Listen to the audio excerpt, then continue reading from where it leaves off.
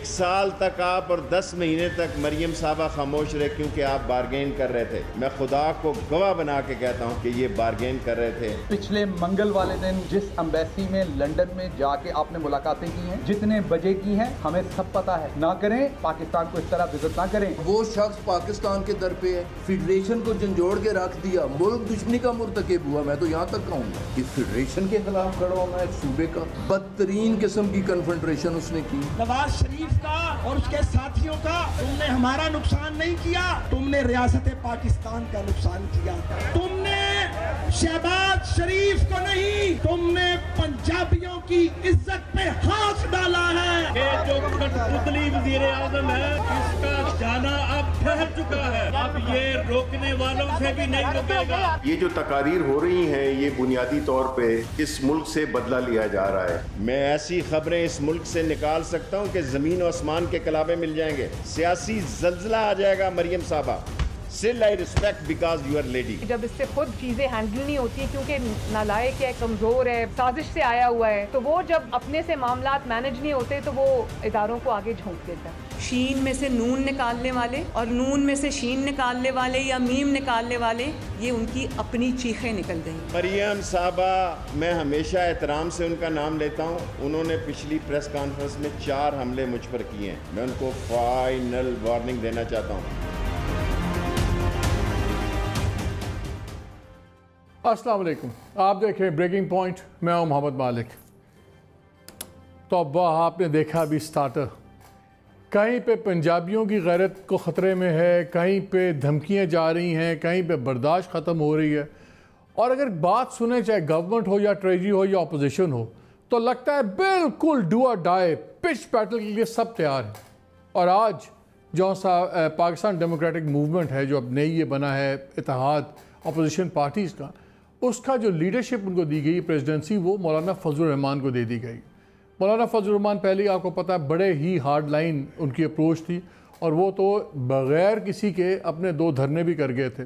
और लास्ट धरना जब उन्होंने किया तो उन्होंने कहा मैंने इस शर्त पे हटाया है क्योंकि मुझे गारंटीज़ दी गई हैं कि मार्च तक तब्दीलियाँ आ जाएंगी। फिर खैर वो आपने देखा कोरोना आ गया तो उसकी वजह से चीज़ें डिले हो गई, लेकिन अब वो किसको कहते हैं लीडिंग फ्रॉम द फ्रंट। कहाँ जाएगी बात है, दोनों साइड्स क्लियरली डिगन हैं। और जब मैं अभी आपको दिखाऊंगा कुछ देर बाद जो प्राइम मिनिस्टर का भी इंटरव्यू हुआ 2-3 दिन पहले, उसमें जो उन्होंने बातें की, उनका भी मूड बड़ा क्लियर है, वो भी एक कदम पीछे हटने को तैयार नहीं है। अपोजिशन ने सब कुछ लगता है कि अपना लास्ट स्टैंड जिसको कहते हैं उसमें डाल दिया है। क्या हम एक ऐसे स्पाइरल की तरफ जा रहे हैं जिसका खुदा नाखास्ता अंजाम कोई गैर जमहूरी चीज़ों में भी हो सकता है, या ऐसे कॉन्सिक्वेंसेस जो से हैं वो हमेशा आम आवाम को भुगतने पड़ते हैं? इस पर आज हम बात करेंगे। मेरे साथ स्टूडियो मौजूद हैं Faisal Vawda, federal minister for water resources. Thank you Faisal. हमें ज्वाइन किया है सेनेटर मुसद्दिक मलिक ने, PMLN के तरफ से सेनेटर हैं।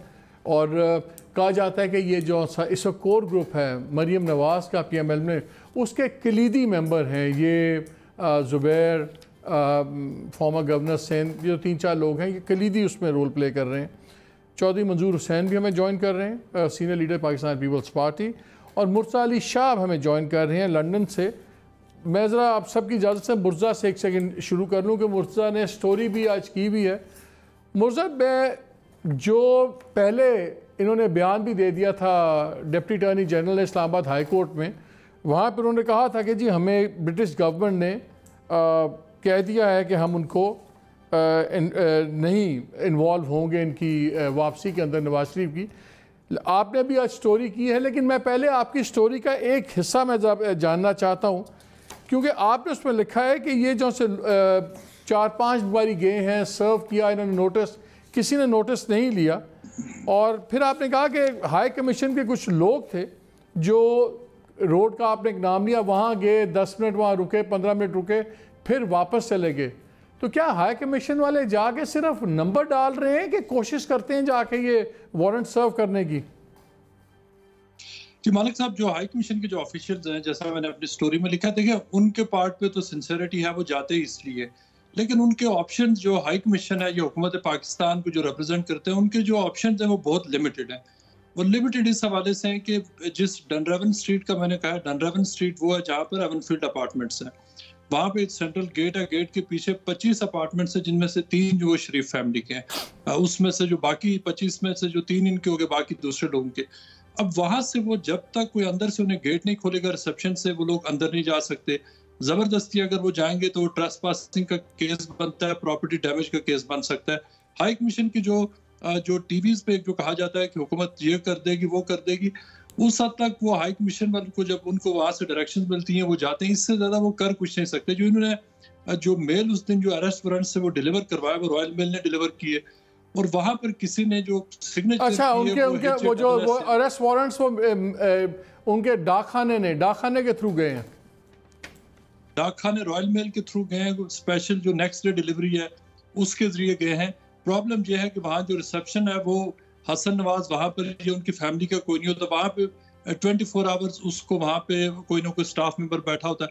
अगर वो जब तक कोई शरीफ फैमिली का बंदा खुद वहाँ उनको रिसीव और एक्नॉलेज नहीं करेगा, टेक्निकली और लीगली वो वहाँ पर सर्व नहीं हुए, और यही सबसे बड़ा डायलेमा यहाँ के डिप्लोमेट्स के लिए है। उसके बाद जब इनिशियल 3 दफा ये हुआ, उन्होंने यहाँ पर जो फॉरेन एंड कॉमनवेल्थ ऑफिस से रब्ता किया, बरतानवी हुकूमत का जो FCO में एक हमारा सोर्स है उसने इस बात की तस्दीक की कि पाकिस्तानी हुकूमत ने उनसे दरख्वास्त की कि अरेस्ट वारंट्स को एग्जीक्यूट करवाया जाए। इस पर बरतानवी हुकूमत ने उनको कहा कि ये पाकिस्तान का एक सियासी मामला है, नवाज शरीफ यहाँ पर लीगल वीजा पर है, उन्होंने कोई कानून नहीं तोड़ा, और ना ही बरतानिया में उनके अंदर कोई केस है, ना ही किसी कोर्ट की उनकी अगेंस्ट फाइंडिंग है, जो कि बरतानवी हुकूमत या पुलिस या कोई बरतानवी हुकूमत का कोई इंस्टीट्यूशन इसमें इन्वॉल्व हो। लिहाजा अब ये देखना है कि ये जो अरेस्ट वारंट है ये इसको एग्जीक्यूट कैसे करवाया जाता है। 5 अटेम्प्ट हो चुकी हैं, इससे पहले नहीं हो सका। जो आखिरी बार जो 5th अटेम्प्ट है जिसका मैंने अपनी स्टोरी में लिखा है, मैंने खुद देखा कि हाई कमीशन के ऑफिशियल्स वहां पर गए, उन्होंने वहां पर ना ही तो वहां पर बजर बजाया और ना ही किसी ने वो गेट खोला। हमसे उन्होंने सलाम दुआ की, उन्होंने कहा कि ये सिचुएशन, हमें कहा जाता है कि हमारे अरेस्ट वारंट यहाँ पर वो एग्जीक्यूट करवाएं, लेकिन उन्होंने कहा कि आपको पता है कि हमारी यहाँ पर प्रैक्टिकल डिफिकल्टीज क्या है कि यहाँ पर हम एक हद से ज्यादा कुछ करवा नहीं सकते। तो मुर्जा ये बताएं, आप लोग तो मिलते हैं नवाज शरीफ साहब से, उनके बेटों से, साहबजादों से, आपने उन लोगों से पूछा कि आप रिसीव कर लें, आपको क्या है, ये तो एक पॉलिटिकल स्टेटमेंट है, रिसीव भी क्यों नहीं करते?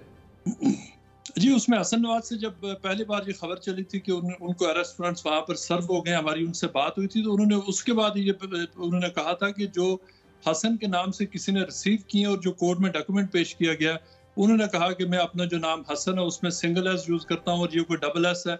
उनकी सजेशन ये थी कि किसी ने फेक सिग्नेचर करके वो जमा करवाए। लिहाजा यहाँ पर उनका ये कहना है कि उनके होते हुए आज तक कोई आया ही नहीं है। अगर उनके साथ कोई अपॉइंटमेंट बनाकर या उनके साथ एडजस्टमेंट करके टाइम की अगर आएंगे तो उनका कहना है कि हम रिसीव कर लेंगे।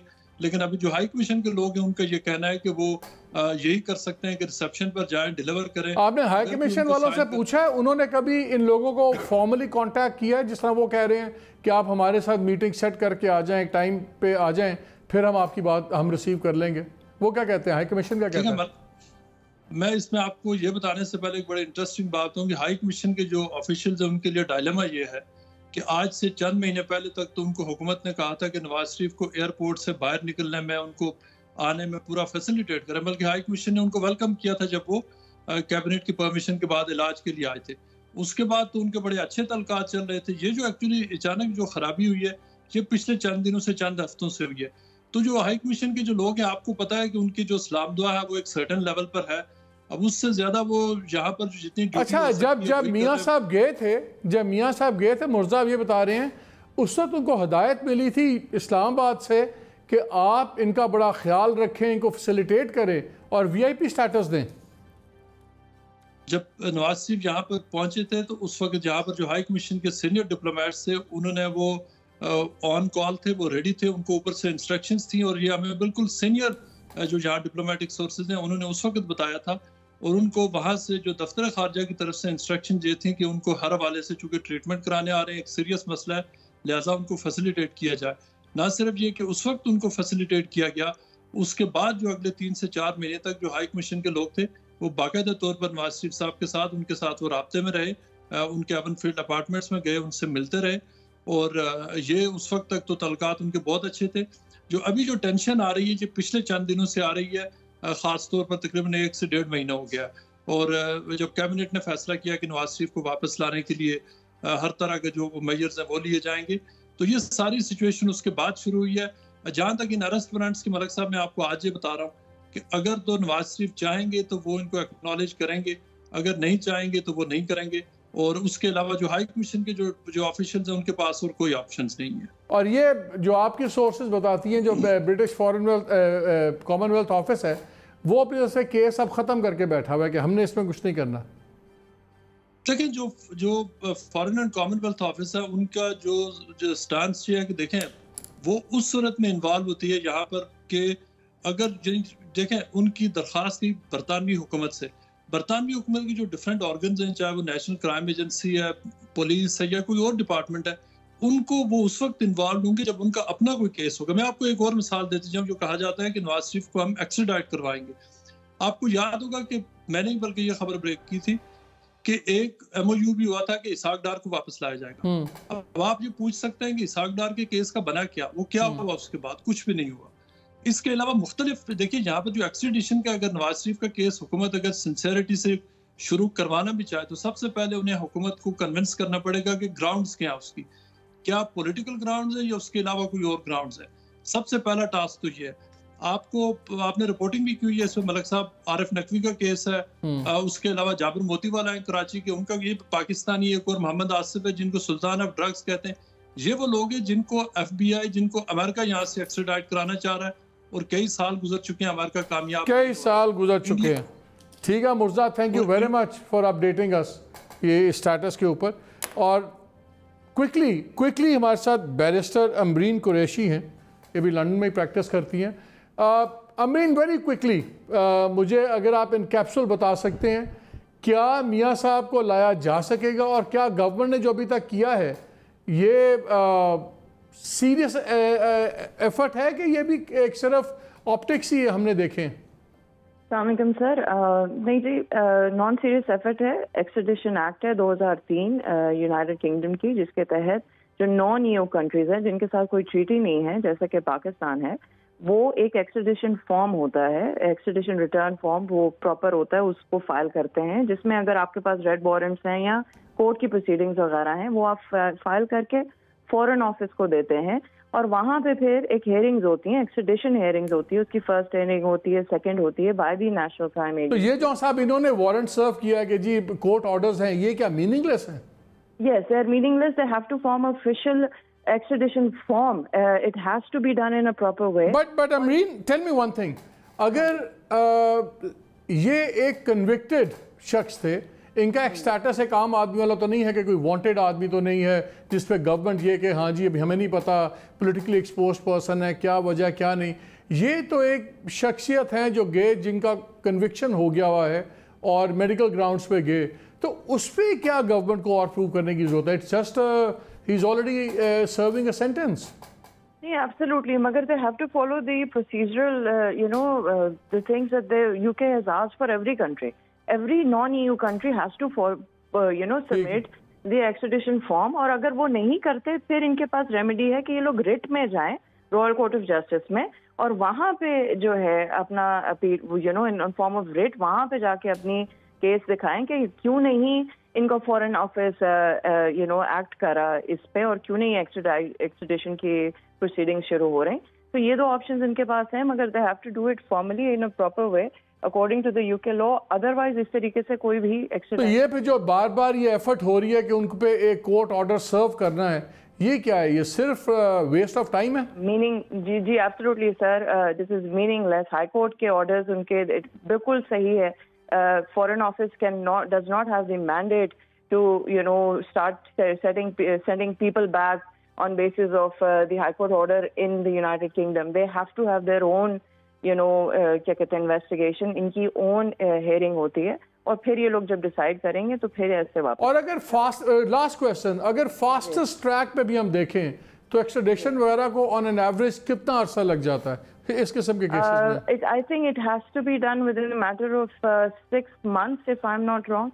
Within a matter of extradition, whether or not somebody should be extradited की जो पहली हेयरिंग है वो I think within a matter of 6 months होगी, और उसके बाद अपील की भी गुंजाइश है, फिर आप डायरेक्टली वहाँ से नेशनल क्राइम एजेंसी पे अगर आपकी हियरिंग हुई है तो उसके बाद फिर आप हाई कोर्ट जाते हैं, रॉयल कोर्ट ऑफ जस्टिस, वहाँ पे अपील होती है और उसके बाद आपके पास ऑप्शन है कि आप सुप्रीम कोर्ट में भी अपील करें। तो ये 2-2.5 साल का प्रोसेस है?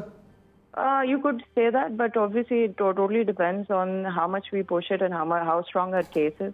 चले। So I can't give a time frame. Barrister Amreen, thank you very much for talking to us. Faisal, आपसे शुरू करते हैं। आपने सुन ली है बातें वहाँ की, लगता ही है कि आप लोगों को तो पता ही नहीं हमने करना क्या है, खाना पूरी करे सा यहाँ वो जाके वारंट सर्व करवा देते हैं। लगता है आपके लोगों को पता ही नहीं है कि वहाँ की लीगल नीड्स क्या हैं। बहुत शुक्रिया मालिक साहब। देखिए मालिक साहब, ये तो वो जिन्होंने भी फैसला किया था उसमें मेरी गवर्नमेंट भी शामिल है, भेजते हुए जो तबाही और बेवकूफ़ी की उसका हरजाना तो भरना है। और ये हरजाने की सूरत में आप देख रहे हैं कि आपको अब जहर उगलते हुए बीमार अब्लीक तंदुरुस्त नवाज शरीफ जो हैं वो आपको फ़ौज को भी गालियाँ देते हुए नज़र आ रहे हैं, वो अदलिया को भी गालियाँ देते हुए नज़र आ रहे हैं। तो ये नैरेटिव आज का तो नहीं है, हिंदुस्तान का नैरेटिव पहले भी था, हिंदुस्तान का नैरेटिव आज भी है और इंडियन मीडिया इसको सेलिब्रेट कर रहा है और कन्विक्टेड लोग जो हैं वो प्रेस कॉन्फ्रेंस कर रहे हैं। इंडियन आपका ख्याल है वाकई ये बिकता है? ये कौन खरीदेगा? कौन? 3 बारी का प्राइम मिनिस्टर जो भी है, ये अब पुरानी बातें हो गई। 70 में कभी नैब को बना दो गद्दार, कभी किसी किस पे गद्दारी का लेबल नहीं लगा। और मुझे बताएं लॉन्ग टर्म में किसी पे भी नहीं स्टिक किया। नहीं हमारे साहब, हमने कहीं ये नहीं कहा कि ये गद्दार है। हाँ। हमने कहा ये जो नैरेटिव है, ये नैरेटिव हिंदुस्तान का नैरेटिव है ना, कि आपके मुल्क को खोखला करना है, अगर मुल्क को तोड़ना है, उसके 3 टुकड़े करने हैं, तो आप सबसे पहले किस पे अटैक करेंगे? इंडियन पॉइंट ऑफ व्यू से आप हमारी फ़ौज पे अटैक करेंगे। तो जब आप अपना ही वज़ीर आज़म एक्स अब पाकिस्तानी होते हुए, कन्विक्टेड होते हुए, मुजरिम होते हुए भागा हुआ, बीमारी का ड्रामा करके, वो कौम नहीं देख रही है सारा चेहरा, और वो आपको वहाँ से फ़ौज के लिए जहर उगल रहा है, अदलिया के लिए जहर उगल रहा है। यही अदलिया ने रहमदिली दिखाई समेत हमारी गवर्नमेंट के समेत डॉक्टर्स के समेत XYZ के, ठीक है। ये जो हमने हमदर्दी दिखाई है, हमदर्दी आम जेब कतरे के लिए क्यों नहीं है? ये मैं बार बार कह रहा हूँ कि देखिए ये हार्ड कोर क्रिमिनल्स हैं, इनको जमहूरी लिबास पहना के असम्बली में बिठा दिया। मुझे आप बताएं ना कि इनमें से मेजॉरिटी लोगों के पास, बाप दादा के पास क्या था? भूखे नंगे थे मेजॉरिटी। वो जैसी सियासत में आए वो अरब खरबपति हो गए, ठीक है। I am talking in general, इनकी पार्टी में होगी, हमारी पार्टी में होगी, बहुत सारे लोग होंगे, ठीक है। मैं ये कहता हूँ कि इसका एहतसाब कब होगा? प्लस ये एक कन्विक्टेड मुजरिम को आप रहमदिली दिखा रहे हैं कि उसका आप लंदन भेज दें। ये कैसा मुल्क है? ये क्या बनाना रिपब्लिक है? इसके अंदर मैं भी शामिल हूँ, मेरी गवर्नमेंट भी शामिल है। मैं तो कभी नहीं कहा कि मैं ब्लेम नहीं उसके ऊपर, लेकिन हमारे साथ हमने तो उसको भी प्रोटेस्ट किया था, हमने उसको भी ऑब्जेक्ट किया था, और मरियम नवाज के जाने की सोच के ऊपर भी हम खड़े हो गए थे। हमने कहा हम एयरपोर्ट पर धावा बोलेंगे, हमने कैबिनेट में सब बातें की प्राइम मिनिस्टर साहब के साथ। लेकिन मसला ये कि प्राइम मिनिस्टर तो बिलीव करेगा उन रिपोर्ट्स के ऊपर। मैं जरा एक सेकंड ये जरा केस वाली साइड एक साइड पे कर दूं। डॉक्टर मुसद्दिक, वन थिंग, एक तरफ आप लोग बात करते हो कानून की बालादस्ती की और सारा कुछ, अगर मियाँ साहब या उनकी फैमिली इनका नोटिस क्यों नहीं है वारंट वहाँ पे रिसीव करते? अगर रिसीव कर लेंगे तो क्या होगा? लीगल इम्प्लीमेंट तो कोई नहीं है, लेकिन उसका एक इम्प्रेशन तो है कि चलें आप पाकिस्तान की अदालतों को मानते हैं, उनकी इज्जत करते हैं, तो उनका वारंट रिसीव करने में क्या प्रॉब्लम है? जी मेरे ख्याल में उसका जवाब तो आपके जो मुबसर थे इंग्लिस्तान से, आप ही के चैनल के, उन्होंने दे दिया है कि अगर आप उनको फ़ोन करें और उनसे अपॉइंटमेंट लें, जो कि हसन नवाज साहब ने कहा है अभी तक किसी ने नहीं की। आप रोज़ आके दरवाजे के बाहर खड़े हो सकते हैं, लेकिन अगर बेहतर तरीका ये होगा कि आप टेलीफोन करें, एक वक्त तय करें और फिर जाके वहाँ पे वारंट दे दें और वारंट सर्व करवा दें। उसकी चाहे लीगली बाइंडिंग हो या ना हो, मगर आप तरीक़ाकार को फॉलो कर लें। लेकिन अगर सिर्फ आपने ऑप्टिक्स करने हैं, अगर सिर्फ दिखावा है, जैसे कि आपको बैरिस्टर कुरैशी अभी बता रही थी कि जिन चीज़ों की कोई लीगल बाइंडिंग नहीं है, कोई हैसियत नहीं है, आप सिर्फ लोकल कंजम्पशन के लिए अगर ये तमाम चीज़ें करना चाहते हैं तो आप करते रहें। वो तो आपने पिछले दिनों मुंह पे नकाब पहन के और स्लोगनेरिंग भी की है इंग्लिस्तान में, वो तो आप तमाम चीज़ें कर रहे हैं। आप पाकिस्तान में भी लोगों को कैद में डाल रहे हैं, नैब के केसेस कर रहे हैं। तो आप ये कह रहे हैं कि अगर गवर्नमेंट, चले फैसल, आप अपने लोगों को ये भी करके देख लें, हाई कमीशन उनको फ़ोन करे, टाइम मांगे, जाके देख लें सर्व होता है कि नहीं होता। मैं तो वैसे आपको एक बात बताऊं कि वो जो बैरिस्टर साहिबा थी, मैं तो उनसे एग्री करता हूं कि जो लीगल सिस्टम फॉलो कर रहे हैं उसकी कोई अहमियत थोड़ी है। ये तो बिल्कुल सही कह रहे हैं। इस बार पर मैं मुसद्दिक साहब को एंडोर्स करूंगा। This is just I opening, I wash है। वो ले लेंगे तो क्या हो जाएगा और नहीं लेंगे तो क्या हो जाएगा। तो क्वेश्चन है इसके, जब जिन्होंने गारंटी दी थी 84 मेंबर्स ने, ख्वाजा आसिफ ने फ्लोर ऑफ द हाउस पे कहा था हम ज़ामिने लेके आएंगे। कोर्ट को जब कहा हमने कि 7 अरब रुपए की आप गारंटी लेंगे, वो पैसा एक ऐसी चीज़ है जिसको दे के नवाज शरीफ कुछ भी कर सकता है, तो हमने कहा 7 अरब का, उन्होंने कहा जी हम 7 अरब की ज़रूरत नहीं है। तो इसका मतलब कि जितनी भी फ्रेटर्निटी उस टाइम पे इन्वॉल्व थी, जितने भी थे including the government, they are responsible to bring him back. How to bring him back, that's a big question mark. आप सही कह रहे हैं कि वो कोई असाइलम पे थोड़ी बैठा हुआ है अभी, वहाँ वो वीज़ा पे गया हुआ है, वीज़ा पे उसने कोई कानून की वहाँ खिलाफवर्जी थोड़ी की है, क्या उसको यूके गवर्नमेंट भेज देगी। बट द पॉइंट इज़ कि आपको बाइफिकेट करने की ज़रूरत है। वो वहाँ बैठा हुआ है ठंडे माहौल में, बेंटले में सवारी हो रही है, कॉफ़ी पी जा रही है। आपने भी तो एम्बेसी वालों को कहा था, कमीशन वालों को बड़ा ख्याल रखें, वो बता रहे थे। मैं सरप्राइज कि आप लोगों ने खुद का लाड करें पूरे। मैं तो बिल्कुल, I am really surprise and I am going to take up this issue. मैं प्राइम मिनिस्टर साहब को लेके जाऊंगा कि अगर ये फाइंडिंग सच्ची है तो फिर तो क्वेश्चन बहुत सारे रेज हो जाएंगे और उसके ऊपर आपको एक्शन लेके सबसे पहले फॉरेन ऑफिस में बहुत सारे लोगों को सैक करना पड़ेगा कि अगर ये इंस्ट्रक्शन दी जा रही है कि अच्छी तरह ख्याल करें। आई डोंट नो उसकी क्या बैकग्राउंड है, कितनी ऑथेंटिक न्यूज़ है, बट हैविंग सेड दैट जो हमारे साथ इशू अभी है ना, वो इशू ये है कि आप मुल्क से बाहर बैठे, आपको इनकलाबी बनना है, अब आएँ पाकिस्तान में, फेस करें, कोर्टों में जाएं। जब कोर्ट बेल देती है तो वो कोर्ट की बल्ले बल्ले है, जब कोर्ट बेल नहीं देती तो आप डंडे बरसाते हैं उनके ऊपर, गालियाँ बरसाते हैं। वो जो जज है जिसके ऊपर स्कैंडल बना, अरशद मलिक, उस अरशद मलिक की वीडियो तो बना ली, उसको ब्लैकमेल कर दिया, उसको जॉब से भी निकलवा दिया। जिसने बनाई, जिसने प्लान की, उसके लिए कोई कानून नहीं है। अच्छा, उसको आप जाती उम्रा में मिलते रहे, उसको आप सऊदी अरेबिया में जाके मिलते रहे, उसकी कोई पूछ गुछ नहीं है। मतलब एक कानून में भी जो तमाशा है वो समझ नहीं आता।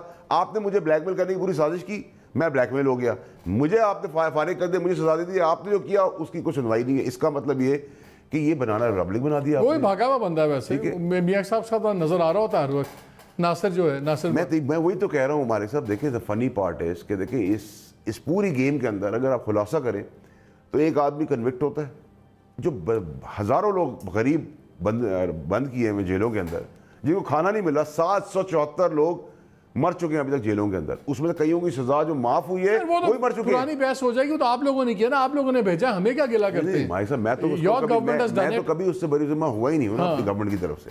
लेकिन मैं तो आपको कह रहा हूँ प्राइम मिनिस्टर तो सारे फैसले रिपोर्ट्स पे करेगा, फिर करेगा। मुझे मुसद्दिक ये बताएं कि बहुत सख्त तकरीर की मियाँ साहब ने जो सी APC के मौके पे की, सब कुछ state about state, NAB chairman जौन सा है वो विक्टिमाइज कर रहा है अपोजिशन को, इलेक्शन कमीशन ऑफ पाकिस्तान ने रिक कर दिया, फौज की जो क़यादत है इन्होंने जनाब उल्टा दिया पूरा इलेक्शन, किसी को नहीं छोड़ा और ये कह दिया कि अब वोट को इज्जत दो की बात होगी और दमादम मस्त कलंदर होगा।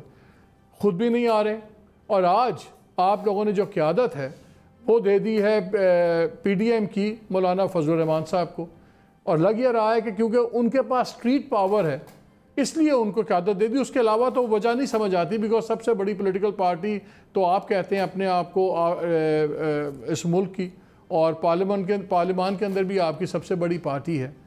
तो फजलुर रहमान साहब को आज आपने नज़र ज़रूरत के तहत लीडरशिप दे दी है। How does it reflect on you कि आप लोग कि क्या आप लोगों का वर्कर जौन सा है या लीडरान है, आपको उन पे शक है कि वो सड़क पे नहीं आएंगे और मौलाना साहब ले आएंगे अपने लोगों को और फिर शायद आपके लोग भी कुछ निकल आए? देखें, पहले मैं एक दो बातें कर दूं। अभी फैसल भाई ने बात की कि कहमकाना चीज़ की गई थी और वो कह रहे हैं कि हमने भी उसमें हिस्सा डाला, और मैं ये कहना चाहता हूँ कि आपने ही उसके अंदर हिस्सा डाला, और अगर ये इतनी अहमकाना है तो फिर आपको नहीं करना चाहिए था। ये जो प्राइम मिनिस्टर ने अपने सीने पे हाथ रख के गारंटी दी थी काबीना को कि मैं हर तरह की तहकीक कर चुका हूँ, मैं डॉक्टर फैसल को भेज चुका हूँ, डॉक्टर शमसी को मैंने कराची से बुलाया है, मैंने ख़ुद एक बोर्ड बिठाया है, उस बोर्ड ने भी तस्दीक की है, और वो जेल में थे। ये याद रहे कि जब वो सर्विसेज हॉस्पिटल आए थे तो हस्पताल को जेल डिक्लेयर किया गया था। तो जेल के कैदी का खून भी आप ले रहे हैं, टेस्ट भी आप करवा रहे हैं, और उसके बाद में आप कहते हैं कि ये तो अहमकाना गलती थी। और आज भी डॉक्टर यास्मीन राशिद साहिबा जो हैं वो कायम हैं, और मैं इस बात की बड़ी इज़्ज़त करता हूँ कि वो अपनी बात पे कायम हैं। तो अगर आपको इतना गिला है तो उनको हटा दें फिर, अगर आप वाकई समझते हैं कि इसमें कुछ गलती थी। तो ये तो आपने ख़ुद गारंटी किया है, ये तो आपने उनको ECL से निकाला है, फ़ैसला आपका था, तो आपको फिर ये नहीं करना चाहिए था। अब दूसरी बात जो आपने की है वो इसके तहरीक के हवाले से, तो अगर आपको ऐसा शक है कि लोग बाहर नहीं आएंगे, या हमें आपके ख्याल में, हमारे गुमान में ऐसा है कि हमारे लोग बाहर नहीं आएंगे, तो आप आज आके लाहौर में देख लेते। लोग तो बाहर आ गए हैं और फ़ैसला उसके तकरीबन लगभग उसी वक्त या उसके बाद हुआ है। इसकी वजह यह है कि जब आप वहाँ पे बैठते हैं तो छोटी पार्टीज़ भी हैं, बड़ी पार्टीज़ भी हैं, और मिल बैठ के ये फ़ैसला किया जाता है कि किसको इसकी क़यादत सौंपनी चाहिए। और वहाँ पे बाकायदा डिबेट भी हुई जिसको आप लोगों ने कवर भी किया, मगर आखिर में मुतफ़िक़ा फ़ैसला तमाम सियासी जमातों का जो बैठी थी ये था कि मौलाना फजलुर रहमान को इसकी क़यादत सौंपी जाए। लेकिन वो सबसे बड़ी वजह मुसद्दिक़, सबसे बड़ी वजह यह नहीं थी कि एक बहुत बड़ा मिसट्रस्ट है पीपल्स पार्टी और PMLN के दरमियान में भी, और जिसका बरमला इजहार ख्वाजा आसिफ ने भी किया एक दिन 2 दिन पहले, जब उन्होंने कहा कि बिल्कुल मुझे एतबार नहीं है, मैं बार बार कह रहा हूँ काबिल एतबार नहीं है आसिफ अली जरदारी साहब। और फिर मेरी इत्तला यह है कि उनको बाद में टेलीफोन भी गया अगले दिन नवाज शरीफ साहब का, और उन्होंने कहा कि अभी तुम्हें नहीं करना चाहिए था व्हाटएवर, और फिर उनको एक स्टेटमेंट इशू करनी पड़ी। ये तजादात जो से हैं, कल तक पैर फाड़ेंगे, एक दूसरे का ये कर देंगे, ये सबसे बड़े चोर हैं, अब वो कहते हैं इनसे ज़्यादा काबिल एहतराम कोई नहीं है। तो मिसट्रस्ट तो है आप लोगों का। तो क्या ये जो मिसट्रस्ट है, इतनी बड़ी तहरीक के अंदर अगर 2 सबसे बड़ी जमातों का आपस में एतबार भी पूरा नहीं है, तो फिर कैसे आप चलाएंगे?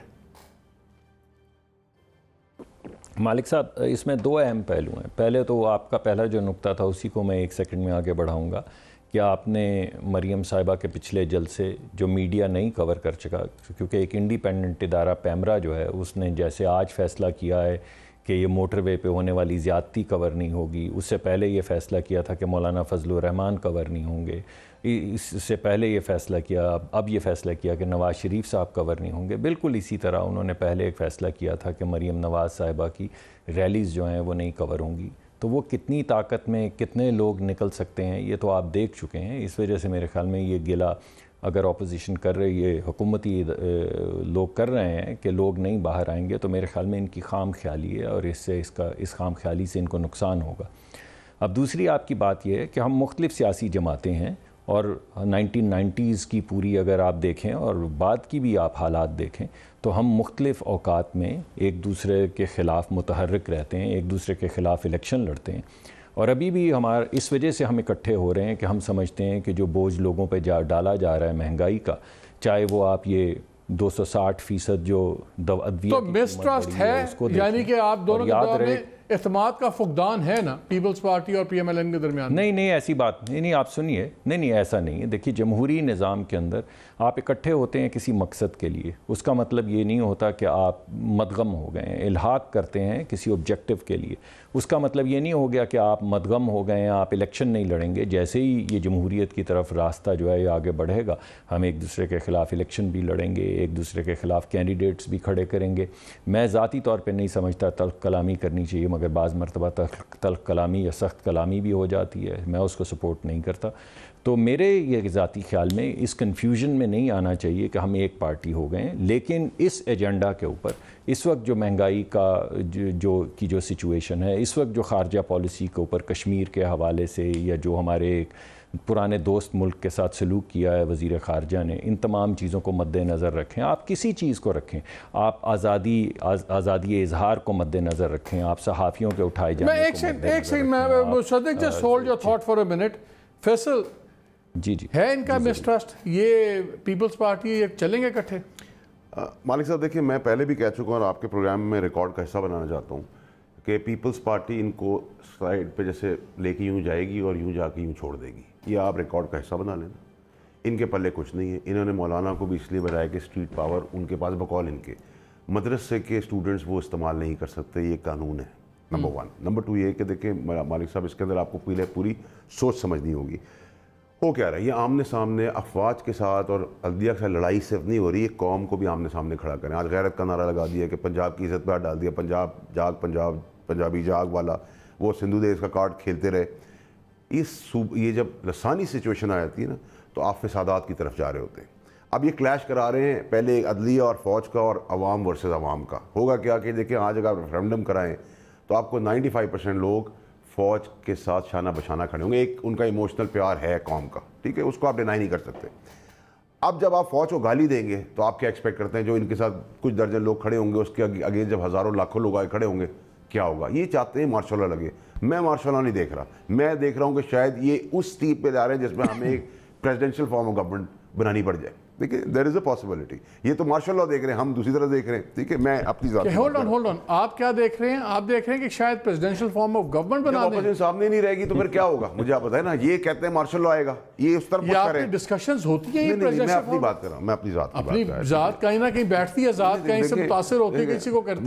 मुझे पहले एक बात बताएं, क्या presidential form of government privately discuss हो रहा है आपकी पार्टी के अंदर? साहब देखिए, मैं तो आपसे अपनी इंडिविजुअल कैपेसिटी की बात कर रहा हूँ ना। ये मार्शल लॉ के लिए धकेल रहे हैं। हाँ। जब ये धक्का मार्शल लॉ की तरफ लगाते हैं तो मैं सोचता हूँ प्रेसिडेंशियल फॉर्म ऑफ गवर्नमेंट की तरफ धक्का लग रहा है। हर आदमी की सोच का फर्क है। तो आपको कैबिनेट मिनिस्टर भी है ना, कभी कैबिनेट में बात हुई है कि फेडरल प्रेसिडेंशियल फॉर्म ऑफ? वैसे ही कैजुअली होती है बात। वैसे तो असूलन इस ऐसे पाकिस्तान जैसे मुल्क को जिधर 22 करोड़ की आबादी हो, क्योंकि बड़ा मुल्क है, तो presidential form of government applicable होना मुश्किल काम है ना। होनी presidential government form of government ही होनी चाहिए। ये मेरा ज़ाती ओपिनियन, पहले भी था, आज भी। देखिए सर, प्राइम मिनिस्टर तो अभी बहुत देर से ज़ाती तौर पर अकेले, बहुत लंबी बैठक हुई नहीं है, शायद आजकल में एक्सपेक्टेड है। प्राइम मिनिस्टर बनने से पहले उनका क्या ख्याल था? सर मुझे याद नहीं सर, अभी उस वक्त तो हम प्राइम मिनिस्टरशिप की बात कर रहे थे, तो मैं अपने व्यूज़ पे उस वक्त भी क्लियर था, आज भी क्लियर हूँ। अब हमारे साहब इस बैकग्राउंड को देखें ना। आप शुरू करें काकड़ से, आप शुरू करें असलम बेग से, आप शुरू करें राहिल शरीफ से, आप शुरू करें बाजवा से, ठीक है। ये सब सारे जो फौज के सपा सलार है वो सब बुरे हैं। नवाज शरीफ ठीक है, क्यों ठीक है? नंबर 1। नंबर 2 ये कि आप जब कहते हैं कि मैं सलाम करता हूँ जवानों को जो शहादतें दे रहे हैं, तो काबीना चल सकती है प्राइम मिनिस्टर के बगैर? तो कमांड के बगैर फौज चल सकती है? अगर फौजी कमांडर को आप गाली दे रहे हैं और वो अगर डिफीटेड पोजीशन पे खड़ा होगा तो क्या नीचे के रैंक एंड फाइल जीत जाएंगी जंग, या कोई भी इशू या कोई भी किया? तो वो वहाँ भी डिवाइड क्रिएट कर रहे हैं। तो ये जहरीला जो नैरेटिव है, ये जहरीला नैरेटिव सिर्फ दुश्मन मुल्क का हो सकता है। तो हम रिलेट करें दुश्मन। अब आप आ जाए, एक और पिछले दिनों एक स्टोरी हुई थी ACCP की कहानी। ACCP की ये ताने बाने जो हैं, उसमें मेजर गौरव पहले आता है, वो हिट करता है एक्स आर्मी आसिम बाजवा को। उसके बाद वो फाइलें निकलती हैं जो स्टेट की जिम्मेदारी है संभालना, गवर्नमेंट पाकिस्तान की। वो डॉक्यूमेंट निकलते हैं, डॉक्यूमेंट इंडिया पहुंच जाते हैं, वो ताने बाने मिले। फिर पिछली हफ्ते की जो मुलाकातें हुई नवाज शरीफ की लंदन में एम्बेसीज के अंदर, उनके ताने बाने करें, तो ये पजल बहुत जल्दी सॉल्व कमिंग वीक में हो जाएगा। उसके बाद मुझे बताएं, कॉमन को माफ़ करेंगे जिन्होंने 3 दफ़ा कंधे पे इस आदमी को बिठाया था, ये वहाँ जाके गालियाँ दे रहा है, अपनी अफवाज कर, तो हम क्या कहेंगे? हम कंपैरिजन ये कहेंगे यूके से कंपेयर करें, अमेरिका से? हम कहेंगे ना इंडिया ये चाहता है, कुलभूषण ये चाहता है। ये काम इंडियन रॉ एजेंसी हमारे अंडरस्ट करी ना, हमारे मुल्क के अंदर कोई करती है। हमारे साथ चौधरी मंजूर साहब भी हैं, सीनियर लीडर पीपल्स पार्टी। अस्सलाम वालेकुम चौधरी साहब। वालेकुम सलाम। चौधरी साहब, वावडा साहब का ख्याल है कि आप लोग ऊपर ले जा के पूरे इत्तेहाद को ठग करके फेंक देंगे, अपनी डील बनाएंगे और साइड पे हो जाएंगे। मालिक साहब बहुत शुक्रिया आपका। देखिए, ये वाडा साहब का एक नुक्ता नज़र है, और नुक्ता नज़र से ज़्यादा ये ख्वाहिश है कि ऐसा हो जाए। अब सवाल ये है कि क्या ऐसा हो पाएगा या नहीं हो पाएगा, ये सवाल है। अगर हमने सबसे ज़्यादा कोशिश की है, सबको इकट्ठा किया है, सबसे ज़्यादा एफर्ट तो हमने की है APC बुलाने में, आपको पता है, सारा कुछ करने में, तो हम क्यों ऐसा कोई काम करेंगे? दूसरी बात ये है कि सवाल ये नहीं है कि हम कोई एक पार्टी हैं या एक जगह पे इकट्ठे हो गए हैं, कुछ जम होने जा रहे हैं। हम अलग-अलग पार्टियां, हमारे अपने अपने प्रोग्राम है, अपने अपने मंशूर हैं, हम उस पर काम करेंगे, हम उस पर बात कर रहे हैं। लेकिन इस वक्त जो एक तरफ ये है कि एक थ्रेट है पूरे सिस्टम को, पार्लियामेंट को।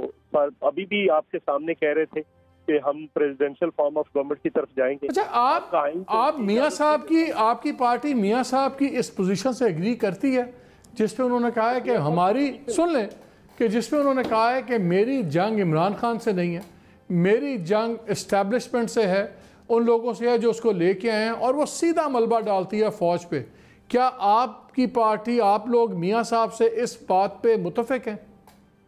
अच्छा, पहली बात यह है कि फौज को मजमूई तौर पर आप उसको न समझें। अगर हम ये कहते हैं कि जुल्फकार अली भुट्टो का फैसला गलत था, तो जिन्होंने किया था उन्होंने गलत किया था। जुडिशरी में कुछ जजेस बहुत अच्छे आए हैं, कुछ ने गलत किया है। तो उससे कहने का मतलब ये नहीं है कि हम ये कहें कि ये पूरा सिस्टम खराब हो गया है। इस तरह से फौज का है। अगर हम ये कहते हैं कि मियां साहब तो हमारे पॉइंट ऑफ व्यू पे आए, हम क्या कहते हैं? हम यही कहते हैं ना कि आप आइन में सबकी हदूद मुकर्रर कर दी, उसके मुताबिक चले। तो उसमें कौन सी, देखिए ये मुझे तो चौधरी साहब जवाब मिल गया है। आपने अभी आपने अपना बड़ा मॉडरेट जवाब दिया, मियां साहब वाली पोजीशन से आप परे हैं। मेरा दूसरा सवाल हम कैसे, मेरी गुजारिश पूरी सुन लेना सर।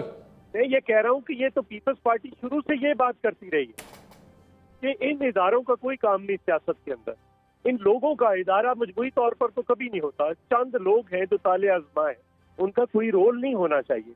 तो ये तो हम, अच्छा मुझे एक बात बताएं, बड़ा एक इंटरेस्टिंग सिचुएशन है। जब APC से पे बात हो रही थी तो मौलाना साहब का बयान आया, मैं तब चलूंगा जब दोनों पार्टियां रिटर्न मुझे गारंटीज देंगी और हर मुआहदा राइटिंग में होगा। फिर नज़र ये आया कि ना पीपल्स पार्टी चाहती है कि लीड करे PMLN, ना PML चाहती है कि पीपल्स पार्टी लीड करे। दोनों एग्री कर गए उस शख्स को लीड करवाने पे जिनको खुद इन दोनों पे एतबार नहीं था और वो लिखाई में चलते थे। मैं सिर्फ इसलिए पूछ रहा हूँ कि जहाँ पे इतनी ज़्यादा शक व शुबहात हों और वहाँ पे आप चैलेंज डाल दें, जहाँ बकौल आपके सारा निज़ाम अनफेयरली स्टैक हुआ हुआ इमरान खान के पीछे, फौज उनके पीछे है, सारा हर किस्म का पावर स्ट्रक्चर उनके पीछे है, और आप हैं तीन पार्टी जो आपस में भी बदअतमादी की फिजा है, तो क्या वाकई तहरीक बन पाएगी जबकि खुद मियाँ साहब बाहर बैठे हुए? ये क्या बात हुई? ये कैसी बदअतमादी है कि हम इलामिया जारी करते हैं तो इकट्ठा करते हैं, प्लान करते हैं तो इकट्ठा करते हैं, आज मीटिंग हुई है तो उसमें फैसला यूनानिमस है, तो ये फिर बदगुमानी कहाँ से आ गई? ये बदगुमानी तो फिर कहीं और है, जहाँ पे है वो उस वहाँ पे रहनी चाहिए जहाँ पे है ये बदगुमानी। तो हमारे अंदर तो कोई नहीं है, ये तयशुदा है, कुछ चीज़ों पे हमारा बिल्कुल जो इत्तेफाक है उस पे हो गया है और उसको लेकर हम आगे बढ़े। मियाँ साहब का आना आपके ख्याल में कितना ज़रूरी है वापस पाकिस्तान इस तहरीक के लिए? ये सब आ जाएंगे, बिल्कुल उनको आना चाहिए, वो आ जाएंगे, इसमें क्या दूसरी बात। मुसद्दिक आएंगे मियाँ साहब? ये ज़हूर साहब चौधरी मंजूर भी कह रहे हैं कि आना चाहिए, क्या आएंगे? जी मेरा ये पहले तो मैं आपके सवाल का जवाब देता हूँ, फिर मैं कुछ इजाफी बातें करना चाहूँगा। मियाँ साहब हर सूरत आएंगे। आपको मालूम है कि कोरोना वायरस की वजह से वहाँ पे नॉन एसेंशियल सर्जरीज़ बंद थीं जिनको वो आप स्केजुअल करते हैं, अनलेस कोई इमरजेंसी हो and you wheeled into the hospital surgeries नहीं कर रहे थे। अब उनकी सर्जरी जो है वो स्केजुअल हो रही है, जैसे ही उनकी स्केजुअल हो जाएगी, सर्जरी उनकी हो जाएगी, वो वापस तशरीफ़ ले आएंगे। और तो ये कब तक सर्जरी हो रही है मुसद्दिक, कब तक स्केजुअल हो रही है? जी मेरे ख्याल में मुझे एग्जैक्ट नहीं मालूम, मगर राइट नाउ वो एक्टिवली उसको स्केजुअल करवा रहे हैं अस्पतालों में। कुछ दिन में मैं आपको बता पाऊंगा। हम मुस्कुरा रहे हैं, वो सर्जरी की बात कर रहे हैं, हम मुस्कुरा रहे हैं। आपने पहले यही सर्जरी हो जाएगी, फिक्र मत करिए, थोड़ा टाइम दे दें। जी सॉरी, ठीक है, वो तो आपकी। जी मैं कुछ कहना चाहता हूँ। देखिए आपने इतनी बातें जितनी भी सुनी, कही गई, फैसल साहब ने कुछ बातें कही, अगर ये तमाम बयानात हिंदुस्तान का बयानिया हैं तो प्राइम मिनिस्टर का ज़रा वो क्लिप चलाएं जो हिंदुस्तान में जाके वो बयान दे कर आए थे, और फिर ज़रा हमें बताइए कि वो बयानिया किसका था। और अगर उससे आपकी तशफ़ी ना हो तो अभी जो यूनाइटेड नेशंस के अंदर जो अमेरिका में जाके वो बयानिया दे कर आए थे, जिसमें उन्होंने कहा था कि हमारे इदारे दहशतगर्दी के पीछे मुलव्विस थे, ज़रा वो वाला बयानिया चलाइए और ज़रा मुझे दोबारा बताइए कि वो बयानिया किसका है। और मैं तीसरी बात आपसे नहीं कहूँगा कि उससे पहले जो अपने इदारों के मुतल्लिक वो बयानात सख्त किस्म के देते रहे हैं बांग्लादेश के हवाले से और दूसरे तीसरे, ज़रा वो बयानात चलवाइए ताकि फिर हमें पता चले कि किसका क्या क्या बयानिया है और उसका मुआवजा बयानिया क्या। सर मुझे 1 मिनट इजाज़त देंगे? सर मैं अगर इजाज़त दें मैं मुकम्मल कर लूँ, 1 सेकेंड लूँगा, ज़्यादा वक्त नहीं लूँगा। जी उसके बाद मैं ये कहूँगा कि आप ज़रा ये वुज़रा की जो पिछले दिनों प्रेस कॉन्फ्रेंस हुई है ज़रा वो चलाइए और ज़रा देखिए कि उस प्रेस कॉन्फ्रेंस के अंदर कितने इदारों के सरबराहान का और आला जो अफसरान हैं उनका नाम लिया गया था कि किस किस ने तारीख़ी तौर पे क्या क्या किया। तो आप मुझे ये बताइए कि यही बातें अगर नवाज़ शरीफ साहब कहते हैं तो आप कहते हैं ये गद्दार हैं और हिंदुस्तान का बयानिया लेकर चल रहे हैं। जब आपके वुज़रा प्रेस कॉन्फ्रेंस के अंदर वही बातें करते हैं और नाम लेते हैं तो आप कहते हैं ये वफादार हैं और पाकिस्तान का मुकदमा। कौन सी किस प्रेस कॉन्फ्रेंस की बात कर रहे हैं? शेख रशीद साहब की? जी नहीं, जिसमें ये तमाम फवाद चौधरी साहब थे और 3-4 और वफाकी वज़रा थे। क्या कहा था जिसमें उन्होंने बताया तारीख़ी तौर पे क्या क्या हुआ और कौन कौन से लोग किस किस चीज़ में मुलव्विस थे। मैं इस प्रोग्राम का ही हवाला देख लें कि आपने इतने सवालात पूछे हैं, मैंने तो किसी का नाम नहीं लिया, मैंने तो इदारों का जिक्र नहीं किया, मगर फैसल साहब ने कोई भी आप सवाल पूछे थोड़ी देर में कहते हैं भारत का बयानिया। देखिए मालिक साहब, सबसे पहले तो ये कि मॉरल अथॉरिटी होती है एक आदमी की, मॉरल स्टैंडिंग होती है। इमरान खान की मॉरल स्टैंडिंग है, उसके स्केलेटन्स नहीं है, उसने को पैसा नहीं बनाया हुआ, उसकी फैक्ट्रियाँ नहीं, उसके भाई बाप बच्चे सारे भागे हुए नहीं, वो कन्विक्टेड नहीं है। उसकी अथॉरिटी से आप नवाज शरीफ को मिला रहे हैं, ये तो बिल्कुल ही अजीब सी डिबेट हो जाएगी ना। मतलब इमरान खान यहाँ और एक आदमी कन्विक्टेड यहाँ, तो आप मैच तो बराबर करें। दूसरी बात यह कि चौधरी मंजूर साहब ने कहा कि मेरी ख्वाहिश है और मेरी सोच। चौधरी मंजूर साहब, आप मेरे बड़े हैं, ना मेरी ये ख्वाहिश है या ना मेरी सोच है, ये हो रहा है और ऐसा ही होगा। एज ए फेडरल मिनिस्टर मैं आपको बहुत जिम्मेदारी से बोल रहा हूँ। शायद आप उस कोर ग्रुप कमेटी के अंदर नहीं है या आपसे नहीं बताया जा रहा है, छुपाया जा रहा है, लेकिन आप ये देखेंगे कि ऊपर ले जाके यूं पीपल्स पार्टी फेंकेगी, क्योंकि पीपल्स पार्टी पे करप्शन तक का इल्ज़ाम हो सकता है, करप्शन में इन्वॉल्वमेंट तक का इल्ज़ाम हो सकता है। ना मुल्क तोड़ने की साजिश इससे पहले मैंने कभी सुनी है, ना मैंने फ़ौज को गालियाँ देते हुए सुना है, ना अदलिया को गालियाँ देते हुए सुना है। तो ये एक साइड पे रखें, लेकिन मैं आपको बता रहा हूँ, आप सीनियर हैं, आपको मुझसे ज़्यादा पता होना चाहिए था अपनी पार्टी के अंदर, लेकिन ये हो रहा है मालिक साहब, और ये होगा और आप देखेंगे। दूसरी चीज़ ये कि देखिए मरीम नवाज़ है, मरीम नवाज़ को नैब ने बुलाया, पत्थर मारे, नैब ने नहीं बुलाया। ठीक है, उसके बाद मौलाना साहब को बुलाया, उन्होंने कहा मैं 3 लाख आदमी या 30 लाख आदमी लेके जाऊँगा। प्रॉब्लम ये है कि अब ये नया नैरेटिव लेके चल रहे हैं 2 दिन से, 48 घंटे से, कि हमें अरेस्ट किया जाएगा। बिल्कुल इन्होंने अरेस्ट होना है, इनको पता है इनके केसेस मंतकी अंजाम तक पहुँच गए हैं। ये उसको पॉलिटिकल स्लोगन की तरह चला रहे कि हम ये करने निकले थे इसलिए हमें पकड़ा जाएगा। आपको पकड़ा जाएगा आपके करतूतों की वजह से, और आपको पकड़ना चाहिए उसी तरीके से जैसे एक जेब कतरे को पकड़ते हैं, क्योंकि आप क्रिमिनल्स हैं, आप लोग हार्ड कोर क्रिमिनल्स हैं। और बार बार आप लोगों को जो छोड़ कर जब खलाई मखलूक की बात आई तब खामोश रही, रियासत भी खामोश रही, गवर्नमेंट भी खामोश रही, अदलिया भी खामोश रही, केसेस नहीं चले। उसके बाद आप डॉन लीक्स आया, मेमोगेट स्कैंडल आया। जब आप सोते रहेंगे पूरे पाकिस्तान के अंदर 65 साल तक, तो फिर ये ग्रो कर जाते हैं। अल्ताफ हुसैन के साथ क्या हुआ था, आपने उसको ग्रो करने दिया, उस लिमिट तक ले आए जब वो एसिड बन गया। तो आपने फैसला किया कि हमने इनको और ग्रो नहीं करने देना। सर हम अब इनको काटेंगे नहीं, जड़ से उखाड़ के बाहर फेंकेंगे। चले मैं यहाँ पे ब्रेक लेता हूँ। ब्रेक आने के बाद मैं दोनों से पूछना चाहता हूँ कि एक तो PMLN का जो नारा आजकल फिर चल रहा है, वोट को इज्जत दो, उसकी भी थोड़ी सी हकीकत पे हम बात करेंगे। एंड ऑल्सो द गवर्नमेंट, और मंजूर साहब अगर हमारे साथ रहे तो उनसे मैंने पूछना है कि मैं कराची में था, बहुत लोगों से मिला बार बार और लीडरशिप से मिला, मुझे वहाँ पे तासुर यही मिला जो फैसल बात कर रहे हैं, मैं जजमेंटल कॉल नहीं कर रहा, वैसे बात कर रहा हूँ कि वहाँ पे कोई एपेटाइट नहीं है एक तहरीक के लिए, और बड़ी लीडरशिप में क्लैरिटी नज़र आ रही थी कि हमने सिंध की हुकूमत को किसी भी कीमत पे जेपरडाइज नहीं करना, ख़तरे में नहीं डालना। तो अगर रेजिग्नेशंस की बात होती है तो फिर ये कितना बड़ा इम्पेडिमेंट होगा, कितनी बड़ी रुकावट होगी कि पीपल्स पार्टी अल्टीमेट फैसले में शामिल ना हो। इस ब्रेक के बाद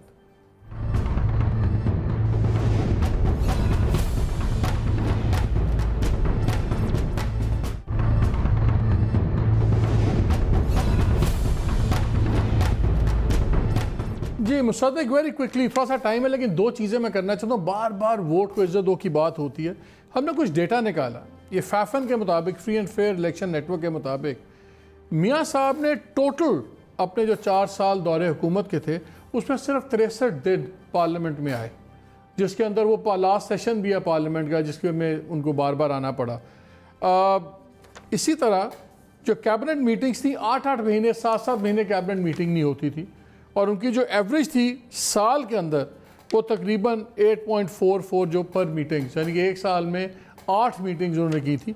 उसके जब अगेंस्ट हम देखते हैं, शायद खाकान अब्बासी ने एक साल में 54 मीटिंग्स कर ली थी एक साल में, और मियाँ साहब ने शायद 30 टोटल 4 सालों में की थी।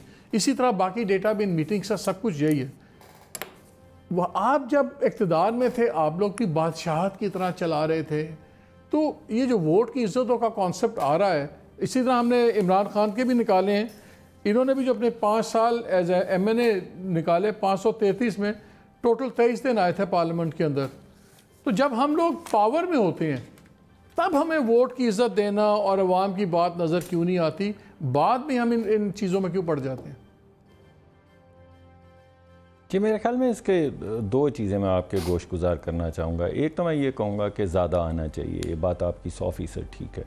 तमाम सियासी जमातों को, उनके रहनुमा को पार्लिमान में ज़्यादा आना चाहिए, इसमें कोई शक नहीं है। लेकिन दूसरी चीज़ मैं ये कहूँगा कि बाज़ चीज़ें जो हैं वो पहले जो लीगल सिचुएशन थी वो मुख्तलिफ थी।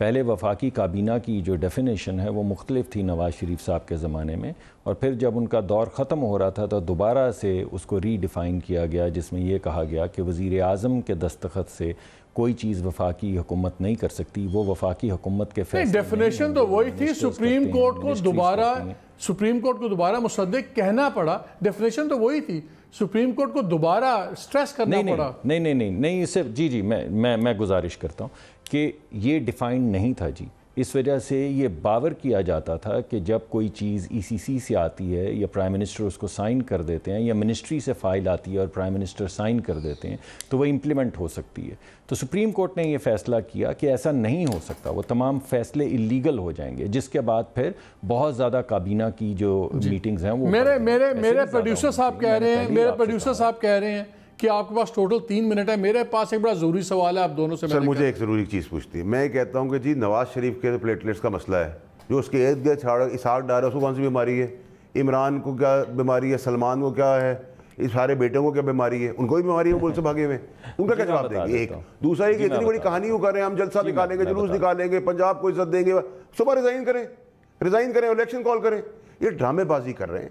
ये पहले बूट को इज्जत देके इक़्तिदार में आए, अब नोटों को इज्जत देते रहे। अब जब नोट और बूट दोनों नहीं चल रहे, नोटें बचानी है, तो ये आ गए कौम के पास कि आ जाए, कौम नहीं मिली तो वो मौलाना के पास चले गए, रेंटा मौलाना। वैसे मुस्तफा एक बात बताएं वेरी क्विकली, मियाँ साहब ने कहा कि मुझे सुन मेरा क्वेश्चन, मियाँ साहब ने कहा ज़हीरुल इस्लाम ने मुझे DGISI ने मैसेज भेजा कि तुम रिज़ाइन कर दो वरना ब्ला ब्ला ब्ला, फिर उसको फेयरवेल डिनर देते हैं, सर्टिफिकेट देते हैं। अच्छा, राहील शरीफ साहब को आप एक ख़त लिखते हैं कि बहुत अच्छा उन्होंने जमहूरियत की खिदमत की, सब कुछ। अब मियाँ साहब उसकी भी बुराई करते हैं। मुझे ये समझ नहीं आता कि जब पावर में आप थे और इन लोगों ने ऐसी हरकतें की, उस वक्त why didn't you take them to the task?